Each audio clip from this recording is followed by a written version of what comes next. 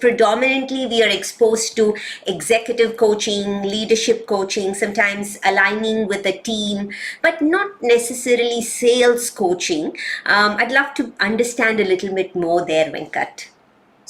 Excellent. So sales coaching focuses on three elements, right? So you either have the customer or the account at the center. Mm-hmm. You either have the opportunity or the deal at the center.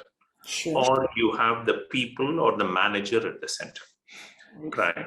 No. So when you look at sales coaching, you are primarily looking at, hey, if it's the customer at the center, how can you think differently about making your customer even more successful? How do you think about roadmaps? How do you think about more value to the customer? How do you think about a roadmap for the customer to become successful?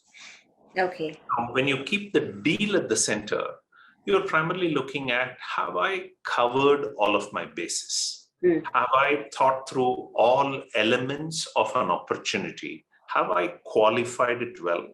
Do I know how to accelerate it?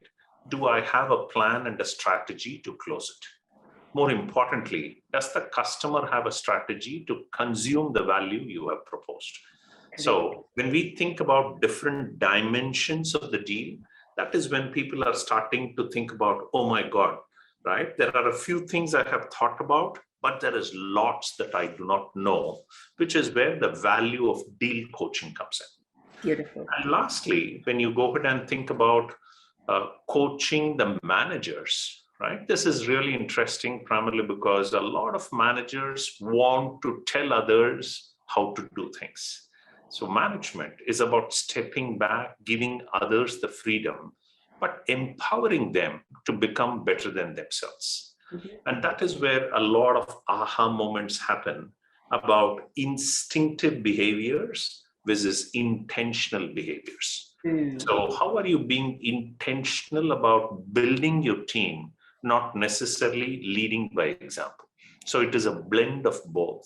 It is about situational fluency, and it is about how do you get you to scale others within the team while also managing up, right? So those are some of the components when it comes to sales coaching. Keep the customer at the center, keep the deal or the opportunity at the center, and keep the manager at the center, who's primarily the fulcrum for change.